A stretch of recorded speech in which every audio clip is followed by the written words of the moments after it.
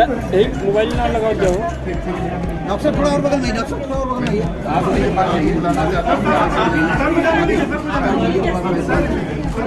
Ma'am एक minute इधर, ma'am एक मिनट इधर। मैम सामने, मैम सामने, सामने, मैम सामने एक मिनट इधर, इधर।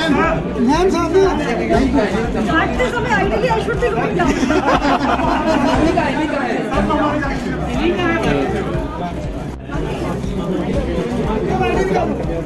यहाँ नहीं होगी बाइक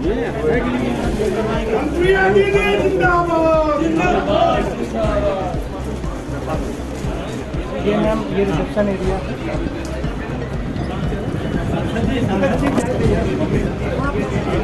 आइए इधर आइए।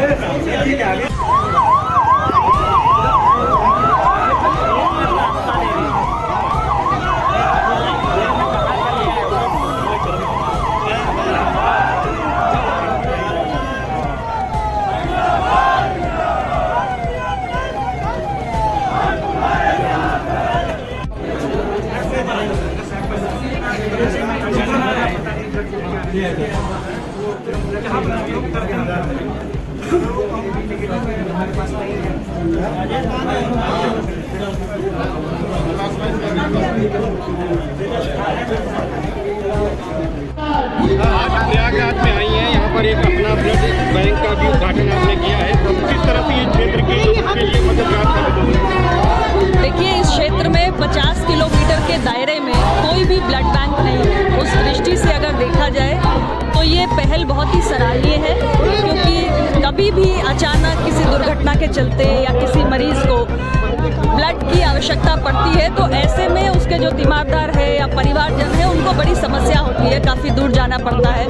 तो मुझे लगता है कि उस दृष्टि से किसी भी ऐसी गंभीर इमरजेंसी सिचुएशन में ब्लड की जो आवश्यकता है उसकी पूर्ति यहाँ से इस ब्लड बैंक के माध्यम से होगी। तो मैं इस पहल की बहुत सराहना करती हूँ।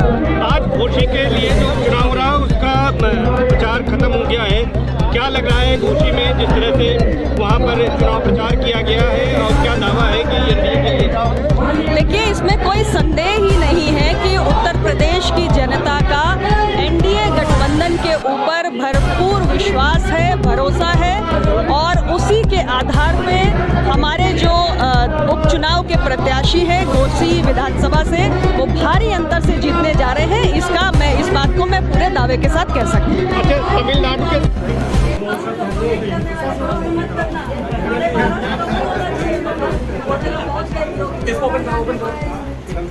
इसमें सब लोग मत जाइए। हाँ हाँ बिल्कुल, किसी को जान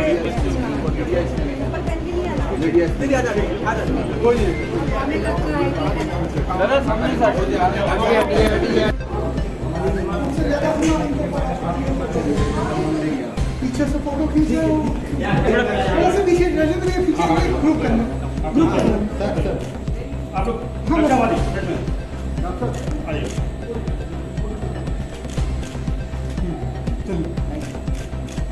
ने सनातन धर्म पर हमला किया है। मुझे जानकारी नहीं। अच्छा, लेट हो गया है, अरे अभी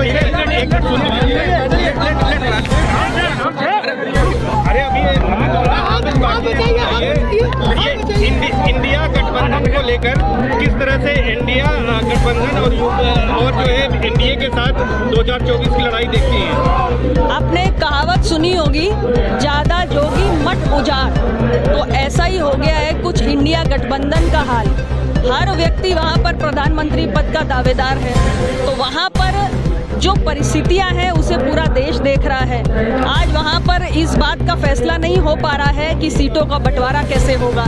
ये पूरी तरीके से निराश लोग हैं जिन्हें कई बार जनता ने सत्ता से बेदखल किया है, और आज ये अपने अस्तित्व के संकट से जूझ रहे हैं, और अपनी राजनीतिक सियासी जमीन को बचाने के लिए ये एक साथ मिलकर, जो एक दूसरे के धुर विरोधी रहे हैं, एक साथ मिलकर कोशिश कर रहे हैं कि किसी तरह इनकी सियासी ज़मीन बची रह जाए, लेकिन इनके मंसूबे कामयाब नहीं होंगे।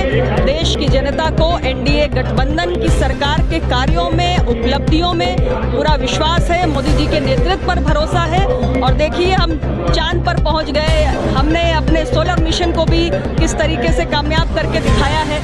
तो देश की जनता इस उभरते हुए भारत को देख रही है और पूरा भरोसा है कि 2024 में अपार जन आशीर्वाद एनडीए गठबंधन को मोदी जी के नेतृत्व में प्राप्त। मैम, एक आखिरी सवाल है कि प्रधानमंत्री जी ने कमेटी गठित की है वन नेशन वन इलेक्शन को लेकर, इसको किस तरह से आपकी पार्टी सपोर्ट करेगी, आप लोग सपोर्ट कर रहे हैं? देखिए, ऐसा है, वन नेशन वन इलेक्शन कोई नया विषय नहीं है, ये लंबे समय से चल रहा है। हमारे लॉ कमीशन ने 99 में इसके संबंध में एक अपनी रिपोर्ट दी थी, 2018 में भी ड्राफ्ट रिपोर्ट दी, 2015 में हमारी पार्लियामेंट्री स्टैंडिंग कमेटी ने भी इसके संबंध में एक रिपोर्ट पेश की थी। तो एक लंबा विषय है और अभी इसका कोई एक ठोस खाका, एक ठोस मसौदा सामने नहीं आया है। मुझे लगता है वो आने के बाद इसे ज़रूर एक विस्तृत चर्चा की आवश्यकता है और इस पर सार्थक चर्चा होगी भी और होनी भी चाहिए।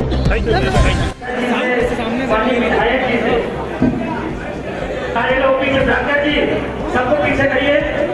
ये हमारे जो कार्यकर्ती है ये पीछे बैठ जाए, पूरी चेयर खाली है सामने। माननीय विधायक जी से निवेदन करता हूँ कि वो दीप प्रज्वलन कर कार्यक्रम की शुरुआत करें। माननीय मंत्री जी,